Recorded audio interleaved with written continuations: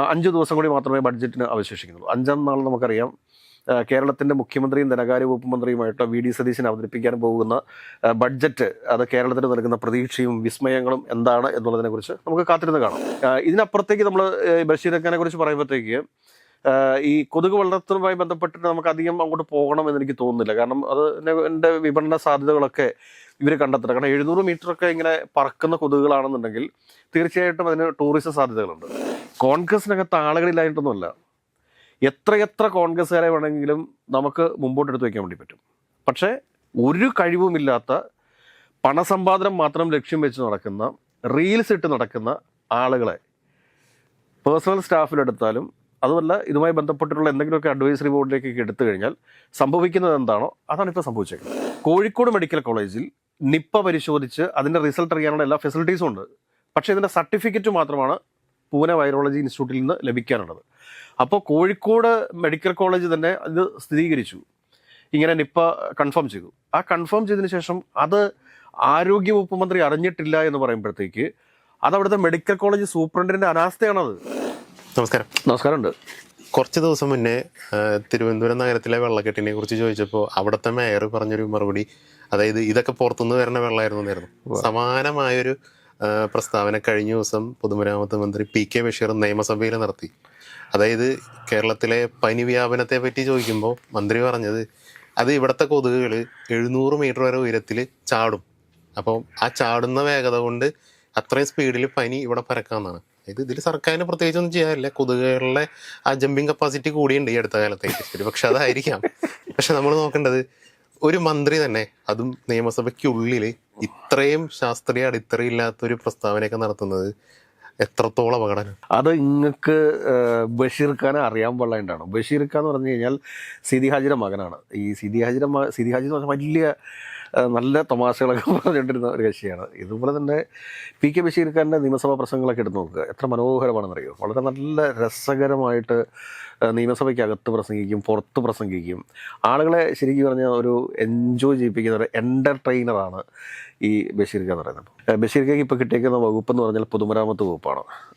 അപ്പം എനിക്കൊന്ന് കൊതുക് വളർത്തൽ കേന്ദ്രം തുടങ്ങാൻ പറ്റുന്ന ഒരു വകുപ്പാണത്. കാരണം ഈ PWD റോഡുകളൊക്കെ ഉണ്ടല്ലോ, ഓൾമോസ്റ്റ് നമ്മുടെ കേരളത്തിലെ PWD റോഡുകളുടെയൊക്കെ ഇപ്പോഴത്തെ അവസ്ഥ എന്ന് പറഞ്ഞു കഴിഞ്ഞാൽ ഏറെ പരിതാപകരമാണ്. കാരണം അവിടെ എല്ലാം കൊതുകിനെ വളർത്താൻ വേണ്ടിയിട്ടുള്ള ഒരു സൗകര്യമുണ്ട്. പിന്നെ ഇനിയിപ്പോൾ അതിൻ്റെ സൗകര്യം ഇല്ലെങ്കിൽ ഇക്കടെ ശ്രദ്ധ പെട്ടെന്ന് പോകേണ്ട എവിടേക്കാന്ന് വെച്ച് കഴിഞ്ഞാൽ ഈ PWD റോഡുകളുടെ 2 സൈഡിലുമായിട്ട് ഓട കീറിയിട്ടുണ്ട്. ഈ പല ഓടകളിലും നമുക്ക് ശരിക്കും പറഞ്ഞു കഴിഞ്ഞാൽ കൊതുകിനെ വളർത്താൻ വേണ്ടി പറ്റും.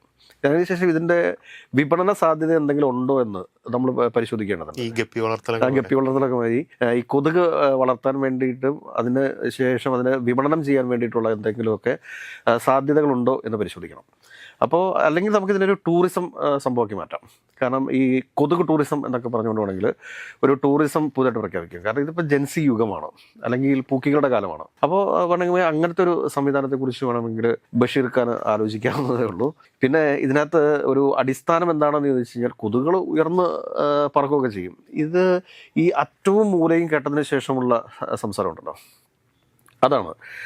ഇപ്പോൾ ഈ നമ്മുടെ മന്ത്രിമാർ പലരും മനസ്സിലാക്കേണ്ട ഒരു കാര്യം എന്താണെന്ന് വെച്ച് കഴിഞ്ഞാൽ, ഇപ്പോൾ വെൽ എഡ്യൂക്കേറ്റഡ് ആയിട്ടുള്ള ഒരുപാട് മന്ത്രിമാരുണ്ട്. ഇപ്പോൾ രമേശ് ചെന്നിത്തലയുടെ വകുപ്പിനെ കുറിച്ച് ആർക്കെങ്കിലും എന്തെങ്കിലും ഒരു ആക്ഷേപം പറയാൻ പറ്റുമോ? റോജി എം ജോണിൻ്റെ വകുപ്പിനെ കുറിച്ച് ആർക്കെങ്കിലും എന്തെങ്കിലും ഒരു ആക്ഷേപം പറയാൻ പറ്റുമോ? എം ലിജുവിൻ്റെ വകുപ്പിനെ കുറിച്ച് നാളിതുവരെ എന്തെങ്കിലും ഒരു ആക്ഷേപം ഇത്ര ദിവസങ്ങളേ ആയിട്ടുള്ളൂ. പക്ഷേ ഭരണപരിചയം ഇല്ലാതിരുന്നിട്ടും എം ലിജുവൊക്കെ എത്ര മനോഹരമായിട്ടാണ് തൻ്റെ വകുപ്പ് കൊണ്ടുപോയിക്കൊണ്ടിരിക്കുന്നത്.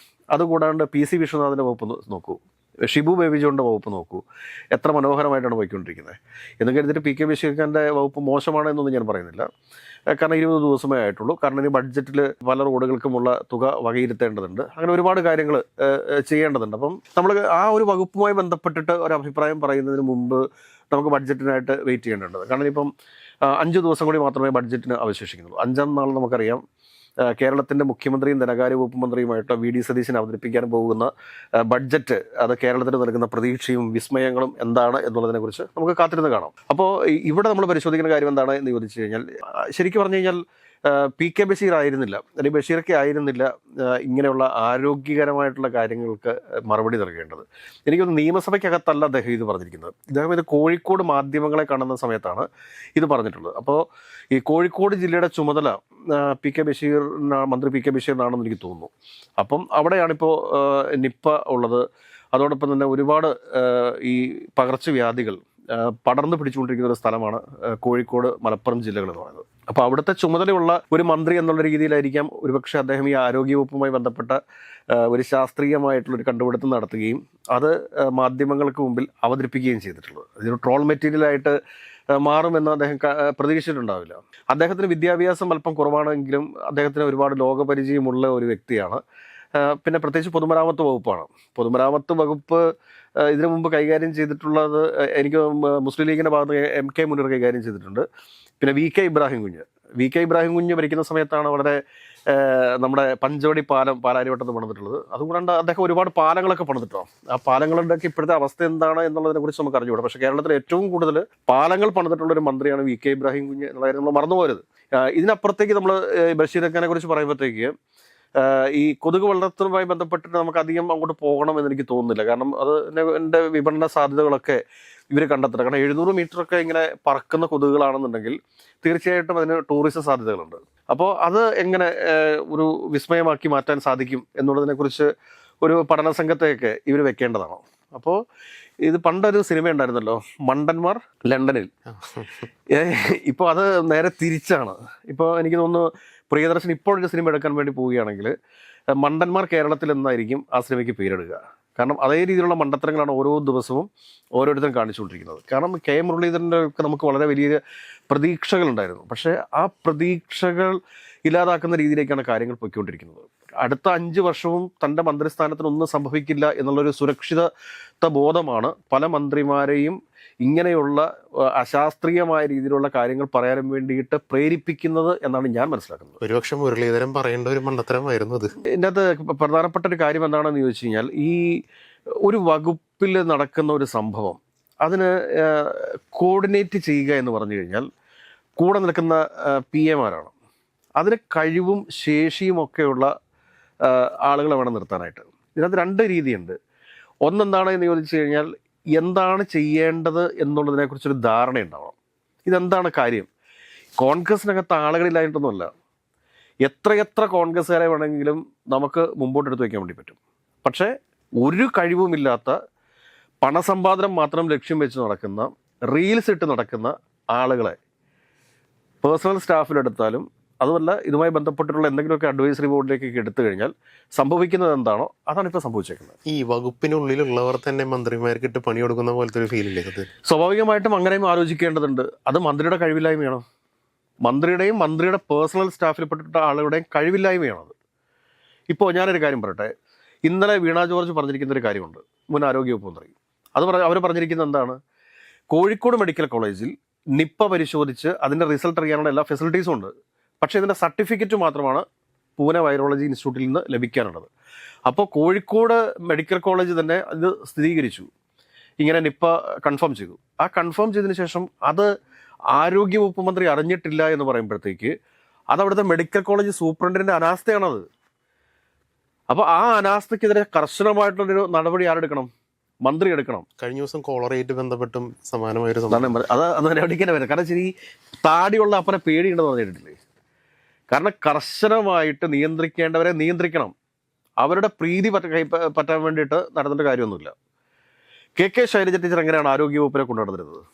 KK ശൈലജ ടീച്ചറിൻ്റെ കൂട്ടത്തിൽ ഒരു കൃത്യമായിട്ടൊരു ടീമുണ്ടായിരുന്നു. ഇപ്പോൾ ഈ ഡോക്ടർ ഹാരിസിനെയൊക്കെ ആണ് ഇദ്ദേഹം ഉപദേശകനായിട്ട് വെച്ചിട്ടുള്ളത്. ഈ ഡോക്ടർ ഹാരിസിനോട് തന്നെ വൈരാഗ്യമുള്ള ഒരുപാട് ആളുകളുണ്ടാവും. ഈ K മുരളീധരനോട് ആരോഗ്യവകുപ്പിലുള്ള ഉദ്യോഗസ്ഥർക്ക് ആർക്കെങ്കിലുമൊക്കെ എന്തെങ്കിലുമൊക്കെ ഒരു വൈരാഗ്യം ഉണ്ടാവാനായിട്ടുള്ള സാധ്യതകൾ കുറവാണ്.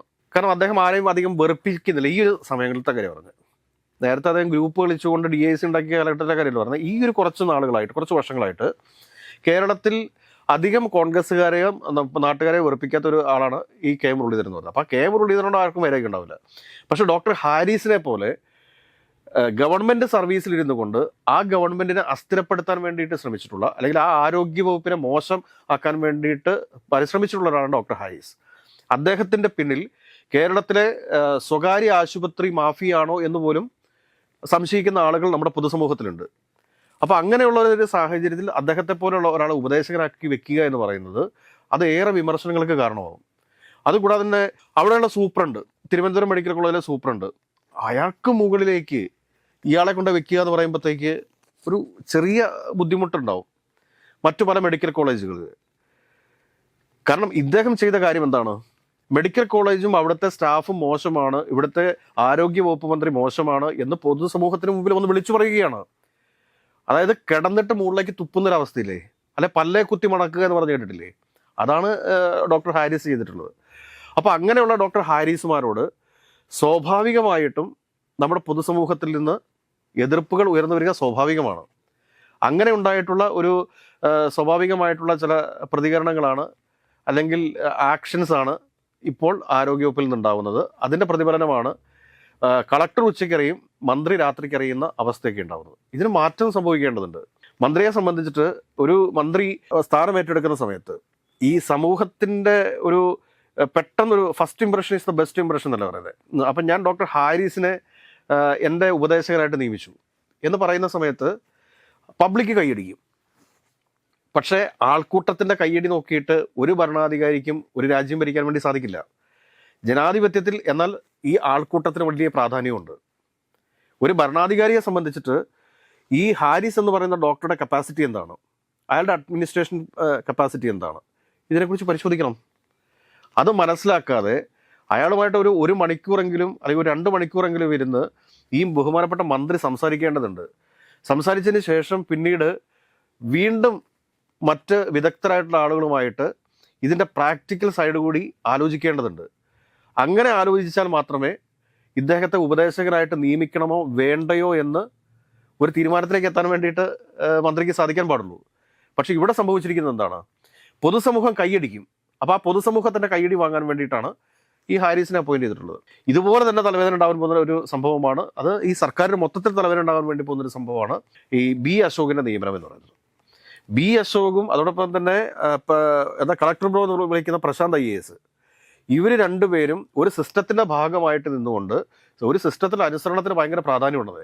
IASകാരായിക്കോട്ടെ IPSകാരായിക്കോട്ടെ ഇവരിവിടുത്തെ സിസ്റ്റത്തിൻ്റെ ഭാഗമാണ്. ഈ സിസ്റ്റത്തിൻ്റെ ഭാഗമായിട്ട് പ്രവർത്തിക്കുന്നവർക്കെല്ലാം അനുസരണം എന്നുള്ളൊരു കാര്യമുണ്ട്. ഹൈറാർക്കി. യെസ്, തീർച്ചയായിട്ടും. ഇപ്പം ഞാൻ പറഞ്ഞ ഒരു പോലീസ് കോൺസ്റ്റബിൾ ASI ഹെഡ് കോൺസ്റ്റബിളിനെ ബഹുമാനിക്കാത്തൊരു അവസ്ഥ വന്നു കഴിഞ്ഞാൽ, അല്ലെങ്കിൽ ഹെഡ് കോൺസ്റ്റബിൾ പറയുന്ന ASI പറയുന്ന ഹെഡ് കോൺസ്റ്റബിൾ അനുസരിക്കാതെ വന്നു കഴിഞ്ഞാൽ, SI പറയുന്ന ASI അനുസരിക്കാതെ വന്നാൽ, സർക്കിൾ ഇൻസ്പെക്ടർ പറയുന്നത് SI അനുസരിക്കാതെ വന്നു കഴിഞ്ഞാൽ, ഈ CIയുടെ അടുത്തേക്ക് DYSP പറയുന്ന കാര്യങ്ങൾ അനുസരിക്കാതെ വന്നു കഴിഞ്ഞാൽ അവസ്ഥ എന്തായിരിക്കും?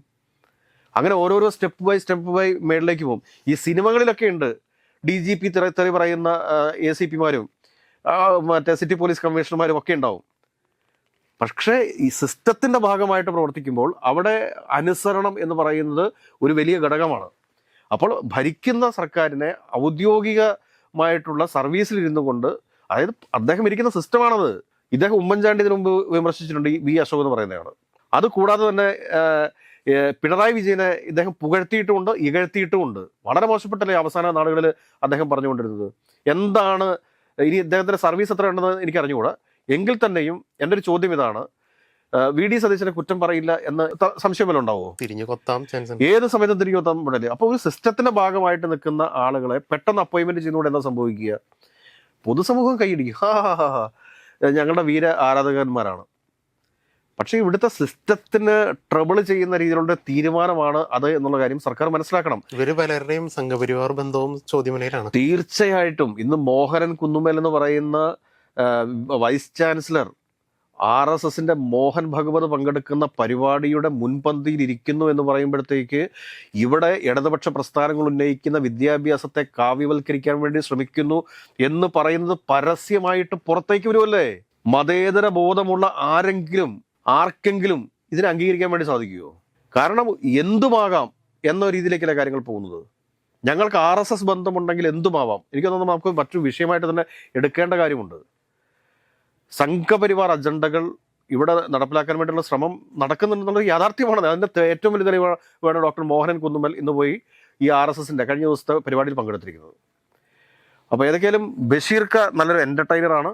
അപ്പോൾ ബഷീർക്ക കൊതുകുകളെ കുറിച്ച് പഠിക്കാതെ നമ്മൾ ആദ്യം പറഞ്ഞിരുന്നു മറ്റേ ഈ റോഡിൻ്റെ ഇരു സൈഡിലുമുള്ള കാനകൾ വൃത്തിയാക്കുന്നതിനെ കുറിച്ചും അവിടെ കൊതുക് വളർത്തുന്നതിനെ കുറിച്ചൊക്കെ.